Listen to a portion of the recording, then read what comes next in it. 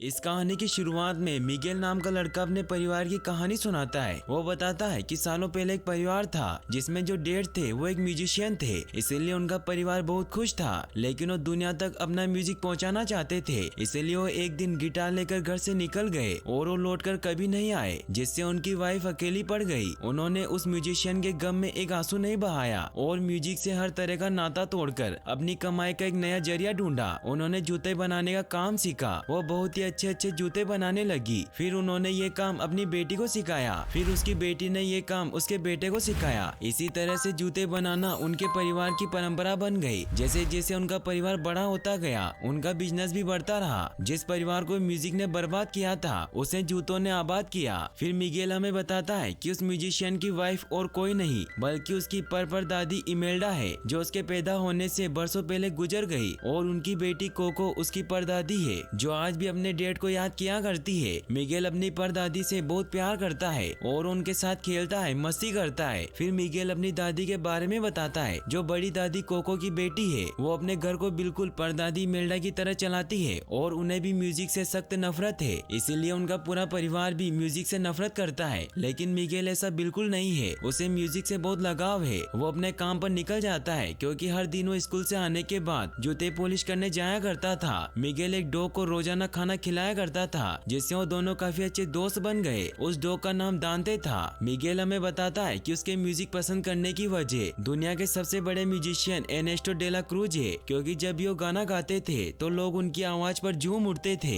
उनके पास एक बहुत ही शानदार गिटार था। वो बहुत ही कमाल के गाने लिखते थे, जिससे वो सभी के दिलों पर राज करते थे। लेकिन एक दिन 1942 में परफॉर्म करते हुए उनकी मौत हो गई। फिर हमें दिखाया जाता है कि मिगेल अपनी सारी कहानी एक म्यूजिशियन को सुना रहा होता है, जिसके वो जूते पॉलिश कर रहा था। वो म्यूजिशियन उसे कहता है कि अगर तुम अपने परिवार से डरते रहोगे और कभी भी लोगों के सामने गिटार नहीं बजाओगे, तो तुम कभी भी डे ला क्रूज जैसा नहीं बन पाओगे। इसीलिए तुम इस बार श्रद्धांजलि टैलेंट शो में हिस्सा लो और सभी को बता दो कि तुम किस लिए बने हो। तभी वहाँ मिगेल की दादी आ जाती है, जो उस म्यूजिशियन पर बहुत गुस्सा होती है, क्योंकि उसने मिगेल को गिटार दिया था। वो उसे बहुत मारती है। फिर दादी मिगेल को कहती है कि तुम्हें यहाँ नहीं आना चाहिए। फिर वो उसे अपने साथ घर ले जाती है, जहाँ मिगेल अपने मॉम डैड से कहता है कि आज शाम में चौक पर जाना चाहता हूँ, क्योंकि आज वहाँ टैलेंट शो होने वाला है। तो दादी उसे कहती है कि आज कोई कहीं नहीं जाएगा, क्योंकि आज श्रद्धांजलि दिवस है। वो उसे अपने सभी पूर्वजों की तस्वीरों के पास लेकर जाती है और उसे बताती है कि श्रद्धांजलि दिवस पर हमारे पूर्वजों की आत्माएं हमसे मिलने आती है, लेकिन उसके लिए हमें तस्वीर के साथ चढ़ावा रखना होता है, तभी हमारे पूर्वज इस दुनिया में आ सकते हैं। इसीलिए अगर तस्वीर नहीं लगाई तो नहीं आ पाएंगे। मिगेल चुपके से वहाँ से निकल जाता है। वो रूफ पर बनाए हुए घर में जाता है, जहाँ दांते भी पहुँच जाता है। मिगेल वहाँ खुद से अपना एक गिटार बना रहा होता है। वो गिटार बनाकर अपने रूम में जाता है, जहाँ उसने डे ला क्रूज की बहुत सारी चीजें रखी हुई थी। वो अपने टीवी में डे ला क्रूज की वीडियो प्ले करता है और गिटार बजाने लगता है। डे ला क्रूज की बातों से उसे बहुत हिम्मत मिलती है, क्योंकि डे ला क्रूज ने एक इंटरव्यू में कहा था कि इस दुनिया में कोई किसी के लिए कुछ नहीं करता, इसीलिए मैंने ही अपने सपनों का सफर तय किया,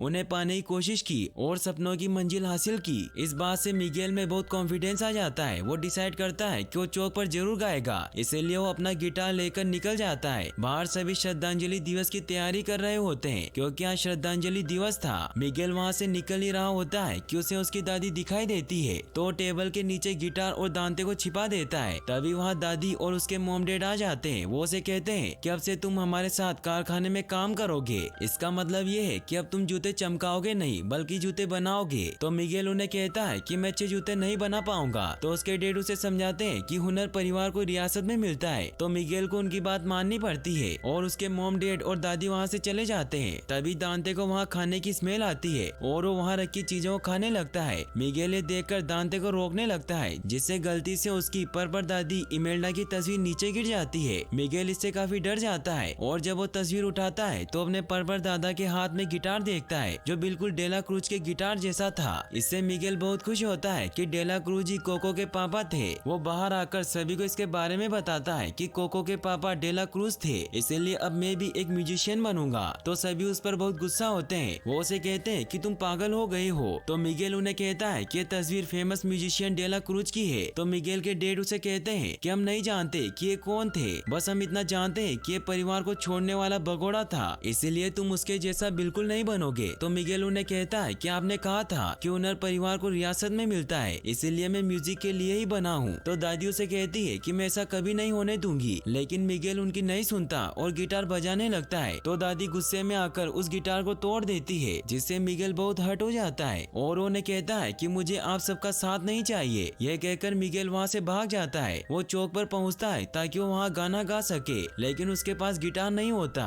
वो वहाँ सभी से गिटार मांगता है, लेकिन कोई उसकी मदद नहीं करता। तो मिगेल को एक आइडिया आता है और वो डेला क्रूज के मकबरे में जाता है ताकि वो वहाँ से उनका गिटार ले सके। वो चुपके से खिड़की तोड़कर अंदर घुस जाता है। वो डेला क्रूज से कहता है कि आप प्लीज मुझसे नाराज मत होना, क्योंकि मुझे गिटार की जरूरत है। फिर वो गिटार को उठा लेता है और वो जैसे ही उस गिटार को बजाता है तो उसके चारों ओर पड़े फूल चमकने लगते हैं। तभी बाहर लोग चिल्लाने लगते हैं कि किसी ने डेला क्रूज का गिटार चुरा लिया है। इससे मिगेल काफी डर जाता है। वो लोगों को समझाने की कोशिश करता है, लेकिन तभी वो देखता है कि लोग उसे सुन नहीं पा रहे हैं और वो लोगों के आर पार निकल रहा है। इससे मिगेल काफी डर जाता है और वो भागकर बाहर कब्रिस्तान में आता है, जहाँ वो बाहर बहुत सारे चलते फिरते कंकाल को देखता है, जिससे मिगेल काफी ज्यादा डर जाता है। तभी दांते मिगेल के पास आता है, जो अब भी उसे देख सकता था, लेकिन दांते फिर वहाँ भागने लगता है। तो मिगेल उसे पकड़ने के लिए उसके पीछे भागता है, तो अपने परिवार के मरे हुए लोगों से टकरा जाता है। वो सब मिगेल से मिलकर बहुत खुश होते हैं। उन्हें कुछ समझ नहीं आता कि हम इसे कैसे देख सकते हैं। तभी वहाँ मिगेल के दादा ऑस्कर और फेलिप आकर उन्हें बताते हैं कि इमेल्डा इस तरफ नहीं आ पा रही है, वो दूसरी तरफ ही अटक गई है। तो सभी इमेल्डा के पास जाने का डिसाइड करते हैं। वो फूलों के ब्रिज से परलोक की तरफ जाते हैं। दांते भी मिगेल के साथ परलोक चला जाता है। मिगेल परलोक की दुनिया देखकर बहुत हैरान होता है, क्योंकि वो दुनिया बहुत खूबसूरत थी। उसे वहाँ रूही फरिश्ते भी दिखाई देते हैं। तो उसके परिवार वाले उसे बताते हैं कि भटकती रूहों को राह दिखाते हैं। मिगेल परलोक पहुँचता है, जहाँ सभी मरे हुए लोग अपने चढ़ावे से लाए हुए सामानों की चेकिंग करवा रहे होते हैं। वहाँ से सिर्फ उन्हीं लोगों को असली दुनिया में भेजा जा रहा था जिनकी तस्वीर उनके परिवार वालों ने चढ़ावे के साथ रखी थी। तभी वहाँ हेक्टर नाम का आदमी बेच बदलकर अंदर जाने की कोशिश करता है, लेकिन मशीन उसे पहचान लेती है और ऑफिसर उसे बताती है कि चढ़ावे पर तुम्हारी तस्वीर नहीं है, इसीलिए तुम पुल पर एंट्री नहीं कर सकते।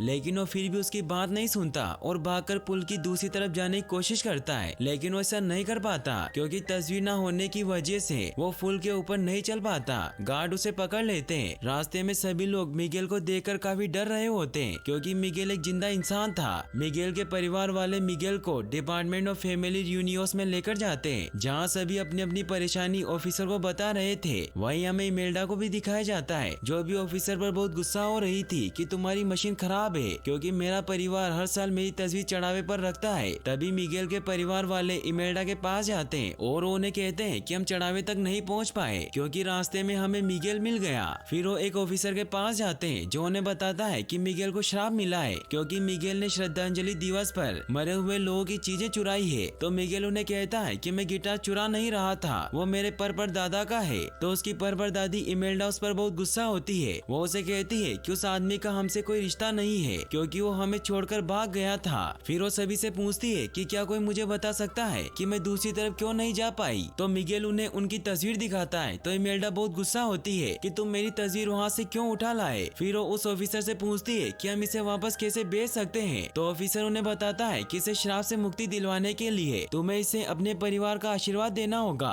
और ये सब तुम्हें सूरज उगने से पहले करना होगा, क्योंकि सूरज उगने पर तुम बिल्कुल हमारी तरह बन जाओगे। मिगेल इससे काफी डर जाता है। वो ऑफिसर इमेल्डा को एक पंखुड़ी देकर कहता है कि तुम इससे मिगेल को आशीर्वाद दो। इमेल्डा कहती है कि तुम्हें आशीर्वाद देती हूँ कि तुम मेरी फोटो को वापस रखो और गाने बजाने से दूर रहो। तो मिगेल उन्हें कहता है कि आप ऐसा नहीं कर सकती। तो ऑफिसर उसे कहता है कि जिसकी जो इच्छा होती है वो वही आशीर्वाद देता है, इसीलिए तुम कुछ नहीं कर सकते। फिर मिगेल जैसे ही उस पंखुड़ी को टच करता है तो असली दुनिया में पहुंच जाता है, जहाँ वो देखता है कि कंकाल गायब हो गए हैं। फिर वो वापस से वो गिटार उठा लेता है ताकि वो वापस चौक पर जाकर परफॉर्म कर सके, लेकिन वो वापस परलोक में पहुंच जाता है। इमेल्डा उस पर बहुत गुस्सा होती है कि तुम्हें यहाँ से जाए हुए 2 मिनट भी नहीं हुए और तुमने वादा तोड़ दिया। तो मिगेल उन्हें कहता है कि ये मेरी लाइफ है और आप तो अपनी जिंदगी जी चुके हैं। फिर वो अपने दूसरे परिवार वालों को आशीर्वाद देने को कहता है, लेकिन कोई उसे आशीर्वाद नहीं देते। इमेल्डा उसे कहती है कि तुम मेरी बात मान लो और म्यूजिक से दूर रहो, क्योंकि जो रास्ता उसने चुना था वो तुम नहीं चुनोगे। तो मिगेल को एक आइडिया आता है कि उसके परदादा डेला क्रूज भी तो उनका एक परिवार है, इसीलिए वो अब डिसाइड करता है कि वो म्यूजिशियन बनने के लिए म्यूजिशियन का ही आशीर्वाद लेगा। फिर वो वहाँ से भाग जाता है। मिगेल की फैमिली पुलिस को इसकी खबर कर देती है। वहीं मिगेल गलती से एक ऑफिस में पहुँच जाता है, जहाँ हेक्टर एक ऑफिसर को दूसरी साइड पर जाने के लिए मना रहा होता है। वो उसे कहता है कि अगर तुम डेला क्रूज के फैन हो तो मैं उससे तुम्हें मिलवा सकता हूँ, क्योंकि हम दोनों काफी अच्छे दोस्त हैं। लेकिन वो ऑफिसर उसकी बात नहीं सुनता और उसे वहाँ से जाने को कहता है। लेकिन मिगेल को हेक्टर की बातों से एक आइडिया आता है कि वो उनके जरिए अपने परदादा से मिल सकता है, इसीलिए वो हेक्टर के पास जाता है। मगर हेक्टर उसे देखकर काफी डर जाता है क्योंकि वो जिंदा था। तो मिगेल उन्हें कहता है कि मैं जिंदा हूँ और मैं वापस अपनी दुनिया में लौटना चाहता हूँ, लेकिन मुझे इसके लिए अपने परदादा डेला क्रूज का आशीर्वाद लेना होगा। तो हेक्टर काफी सोचने के बाद उसकी बात मान लेता है और उसे कहता है कि तुम मेरी मदद करना और मैं तुम्हारी मदद करूंगा। तभी मिगेल देखता है कि उसके परिवार वाले उसे ढूंढते हुए उसी तरफ ही आ रहे हैं। तो हेक्टर को लेकर वहाँ से भाग जाता है। इमेल्डा को मिगेल को पकड़ने का कोई तरीका समझ नहीं आता, इसीलिए वो एक रूही फरिश्ते पेपिता को बुलाती है जो एक उड़ने वाला जेगुआर था। वो उसे मिगेल की छुई हुई पंखुड़ी सुंघाते हैं, जिससे पेपिता मिगेल की तलाश में निकल जाता है। वहीं हेक्टर मेकअप के जरिए मिगेल को एक झकास कंकाल का लुक दे देता है। फिर हेक्टर उसे कहता है कि यह जगह यादों पर चलती है और मैं कभी पुल पार नहीं कर पाया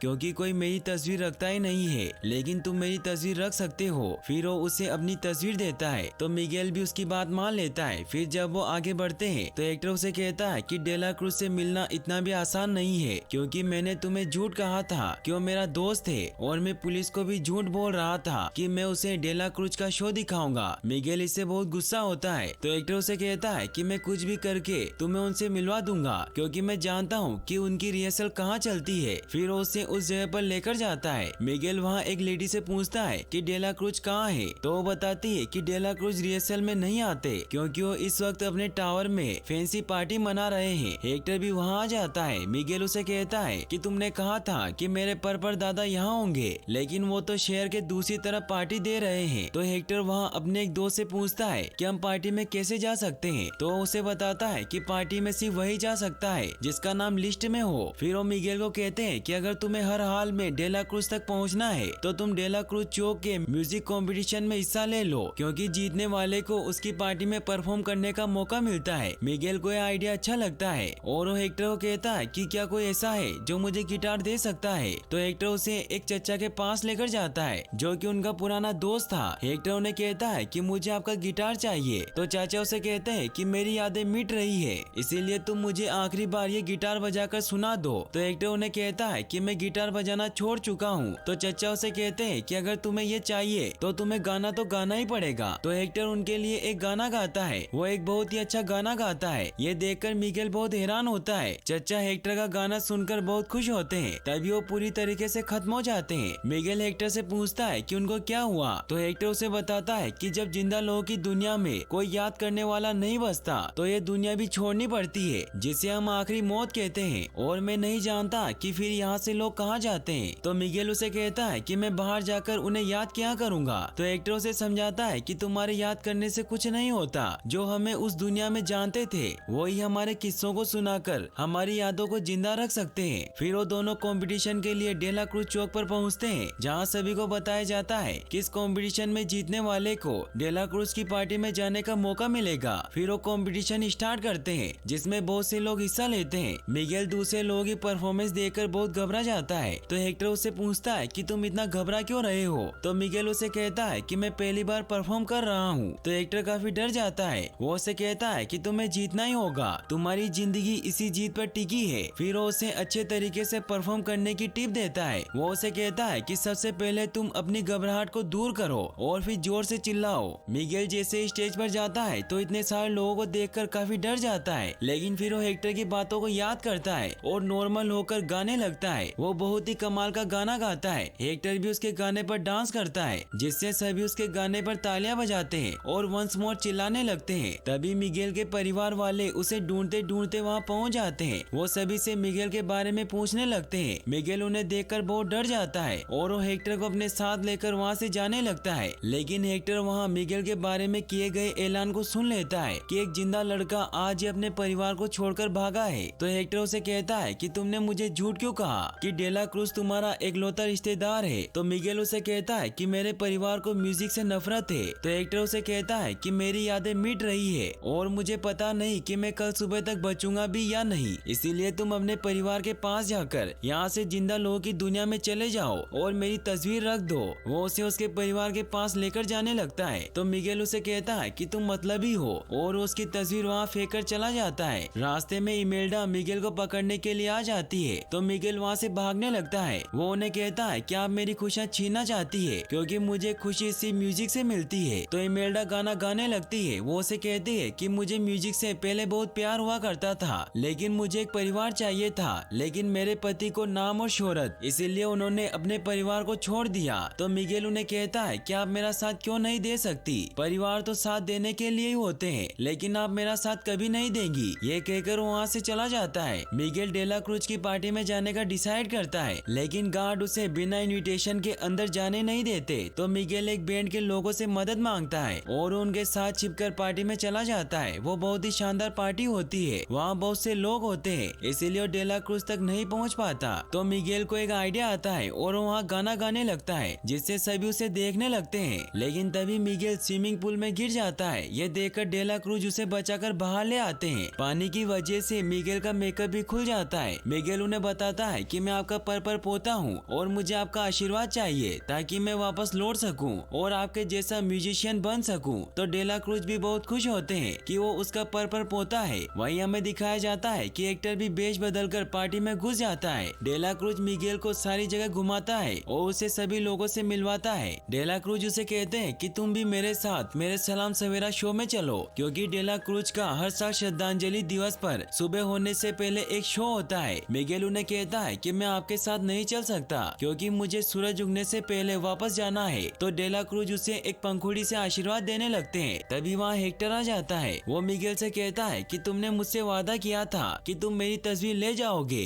डेला क्रूज उससे वो तस्वीर ले लेता है और उसे कहता है कि तुम्हारी यादें मिट रही है। तो हेक्टर उसे कहता है कि ये सब तुम्हारी वजह से ही तो हो रहा है क्योंकि तुमने मेरे गाने चुरा लिए। तुम मेरे गानों की वजह से मशहूर हुए और मेरी यादें इसलिए मिट रही है क्योंकि तुमने किसी को ये बताया ही नहीं कि वो गाने मैंने लिखे थे। मिगेल इन बातों से काफी हैरान होता है। हेक्टर उसे कहता है कि जो हुआ है उसे कोई बदल नहीं सकता लेकिन तुम आने वाले कल को बदल सकते हो क्योंकि मिगेल वापस जाकर मेरी तस्वीर रख देगा और मैं अपनी बेटी से मिल पाऊंगा। इसीलिए मेरी मदद करो क्योंकि तुम्हें याद होगा कि हम कितने अच्छे दोस्त थे। उस दिन जब हमने जाम पिया था तो तुमने कहा था कि तुम मेरे लिए जमीन आसमान एक कर दोगे, इसीलिए प्लीज तुम मेरी मदद करो। मिगेल हेक्टर को कहता है कि जमीन आसमान तो डेला क्रूज की फिल्म का डायलॉग है जिसमें एक दोस्त दूसरे दोस्त को जाम में जहर मिलाकर मार देता है। तो हेक्टर को याद आता है और वो मिगेल को अपनी पुरानी बात बताता है कि हम महीनों से जगह जगह शोच कर रहे थे। मुझे घर की याद आई तो मैंने गानों का सिलसिला रोककर घर जाने का फैसला किया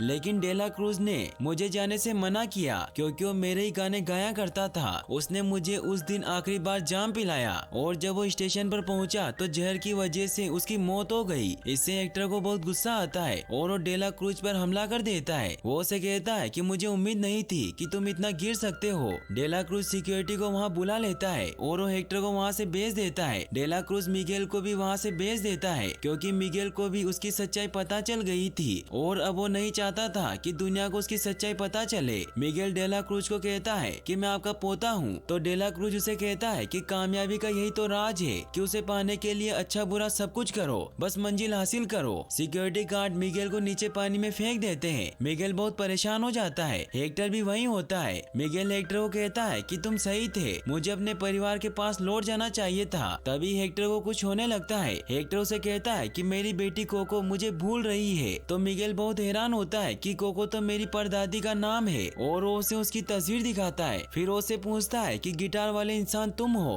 तो हेक्टर उसे कहता है कि हम दोनों एक ही परिवार है। हेक्टर उसे कहता है कि मुझे सालों से उम्मीद थी कि कोको मेरी तस्वीर रखेगी लेकिन ऐसा कभी नहीं हुआ और अब वो मुझे याद रखने वाली आखिरी इंसान है, इसीलिए जब वो मर जाएगी तो मैं भी इस दुनिया से चला जाऊंगा। तभी दांते मिगेल को ढूंढते हुए वहाँ पहुँच जाता है और साथ में वो इमेल्डा को भी लेकर आता है। फिर इमेल्डा उन दोनों को अपने रूही फरिश्ते से निकाल कर वहाँ से चली जाती है। रास्ते में दांते भी उस रूही फरिश्ते पर बैठने की वजह से वो भी एक रूही फरिश्ता बन जाता है। इमेल्डा उन्हें अपने परिवार के पास लेकर जाती है। सब मिगेल को देखकर बहुत खुश होते हैं। इमेल्डा हेक्टर पर बहुत गुस्सा होती है कि तुम्हारी वजह से मिगेल वहाँ फंस गया। तो मिगेल उन्हें कहता है कि इसमें उनकी कोई गलती नहीं है क्योंकि वो तो मुझे घर जाने को कह रहे थे लेकिन मैंने उनकी नहीं सुनी, मगर वो सही थे कि परिवार से बढ़कर कुछ नहीं होता और मैं वापस जाने को तैयार हूँ। लेकिन उससे पहले मुझे डेला क्रूज उसे हेक्टर दादू की तस्वीर लानी है ताकि वो कोको से मिल पाए। तो इमेल्डा बहुत गुस्सा होती है कि ये कभी वापस लौट कर नहीं आया। तो मिगेल उन्हें कहता है कि इन्होंने लौटने की कोशिश की थी लेकिन डेला क्रूज ने इन्हें जहर दे दिया। तो इमेल्डा उसे कहती है कि इससे क्या फर्क पड़ता है, तुम मुझ पर अकेले बच्चे की जिम्मेदारी छोड़कर गए और तुम चाहते हो कि मैं तुम्हें माफ कर दूं। तभी हेक्टर को कुछ होने लगता है क्योंकि कोको उन्हें धीरे धीरे बुला रही थी। इमेल्डा मिगेल से कहती है कि मैं तुम्हारी इसकी तस्वीर लाने में मदद तो कर दूंगी लेकिन तुम्हें अब गाना बजाना बंद करना होगा। तो मिगेल भी उसकी बात मान लेता है और कहता है कि मैं अपने परिवार के लिए कुछ भी करूंगा। फिर वो डेला क्रूज के सलाम समारोह शो में घुस जाते हैं जहाँ वो एक प्लेन बनाते हैं कि हमें हेक्टर की तस्वीर ढूंढनी है और उसे मिगेल को देकर घर भेजना है। उन्हें डेला क्रूज नजर आ जाता है। इमेल्डा डेला क्रूज को मारने लगती है। मिगेल डेला क्रूज को कहता है कि मैं तुम्हारा नहीं इनका पोता हूँ। फिर वो उससे तस्वीर लेने लगते हैं तो डेला क्रूज वहाँ से भागने लगता है। सिक्योरिटी गार्ड उन्हें रोकने लगते हैं लेकिन वो सब मिलकर गार्ड को मारते हैं और इमेल्डा डेला क्रूज से तस्वीर ले लेती है मगर वो गलती से स्टेज पर चली जाती है। गार्ड उन्हें पकड़ने के लिए आने लगते हैं तो इमेल्डा गाना गाने लगती है। वो गाना गाते गाते तस्वीर लेकर मिगेल के पास पहुंच जाती है। वो मिगेल को तस्वीर देकर आशीर्वाद देने लगती है लेकिन तभी डेला क्रूज वहां आकर मिगेल को पकड़ लेता है। मिगेल के परिवार वाले वहां चुपके से कैमरा ऑन कर देते हैं। मिगेल डेला क्रूज को गुस्सा दिलाता है जिससे अपनी सच्चाई खुद ही कैमरे के सामने कबूल कर लेता है लेकिन फिर वो मिगेल को नीचे फेंक देता है। सभी से काफी डर जाते हैं लेकिन रूही फरिश्ता वहां आकर मिगेल को बचा लेता है मगर हेक्टर की तस्वीर पानी में गिर जाती है। डेला क्रूज जब शो में जाता है तो सभी उस पर टमाटर मारने लगते हैं क्योंकि उन सभी को पता चल गया था कि वो एक खूनी है। तभी रूही फरिश्ता वहां आकर डेला क्रूज को पकड़कर ले जाता है और उसे जोर से बेल पर फेंकता है जिससे वो वापस बेल के नीचे दब जाता है। हेक्टर की हालत अब बहुत खराब होने लगती है क्योंकि उसकी यादें मिट रही थी और अब सूरज भी उगने वाला था। हेक्टर मिगेल को कहता है कि तुम कोको को कहना कि उसके पापा उससे बहुत प्यार करते हैं। फिर वो दोनों उसे बिना किसी शर्त के आशीर्वाद देते हैं जिससे मिगेल वापस असली दुनिया में पहुंच जाता है। वो भागकर अपने घर जाता है जहाँ सभी उसे ढूंढ रहे थे। सभी उसे रोकने की कोशिश करते हैं लेकिन मिगेल भागकर कोको दादी के रूम में चला जाता है और गेट को अंदर से लॉक कर लेता है। वो कोको को उनके पापा के बारे में याद दिलाता है लेकिन वो अपने पापा को भूल चुकी थी क्योंकि उनकी याददाश्त कमजोर थी। सभी घर वाले भी वहाँ आ जाते हैं। मिगेल को कुछ समझ नहीं आता और उन्हें हेक्टर का गाना सुनाने लगता है जिससे कोको भी उनके साथ गाने लगती है और उन्हें अपने डेट के बारे में सब याद आ जाता है। सभी ये देखकर रोने लग जाते हैं। मिगेल कोको दादी को कहता है कि आपके पापा आपसे बहुत प्यार करते थे। तो कोको दादी मिगेल को उनके सारे लेटर बताती है जिसमें हेक्टर ने उनके लिए बहुत सारे गाने लिखे थे और ये वही गाने थे जिन्हें डेला क्रूज ने चुराया था। साथ ही कोको दादी मिगेल को अपने डेट की फोटो भी दिखाती है जो उसी फटी हुई फोटो का हिस्सा थी। वो बहुत खुश होते हैं। फिर हमें एक साल बाद का सीन दिखाया जाता है जहाँ अब सभी को उन चिट्ठियों से पता चल गया था कि डेला क्रूज ने हेक्टर के गाने चुराए थे, इसीलिए अब सभी डेला क्रूज से नफरत करने लगे थे। मिगेल अपनी छोटी बहन को अपने पूर्वजों के बारे में बता रहा होता है और अब कोको दादी की भी डेथ हो चुकी थी। फिर हमें दिखाया जाता है कि हेक्टर भी अब दूसरी तरफ जा पाता है क्योंकि इस बार उसके परिवार ने उसकी तस्वीर रखी थी। साथ ही अब इमेल्डा ने भी उसे माफ कर दिया था। वो अपनी बेटी कोको से मिलकर बहुत खुश होते हैं। फिर वो असली दुनिया में सभी से मिलने आते हैं। मिगेल सभी को गाना गाकर सुनाता है और अब दांते भी पेपिता रूही फरिश्ते के साथ असली दुनिया में आ जाता है। अब सभी बहुत खुश होते हैं और यहीं पर इस मूवी की हैप्पी एंडिंग हो जाती है। और गाइस अगर आप ऐसी और वीडियोस देखना चाहते हैं तो डिस्क्रिप्शन में दी गई लिंक्स पर क्लिक करके वॉच कर सकते हैं और वीडियो को लाइक और चैनल को सब्सक्राइब करने के लिए आपका तहे दिल से शुक्रिया। Thanks for watching.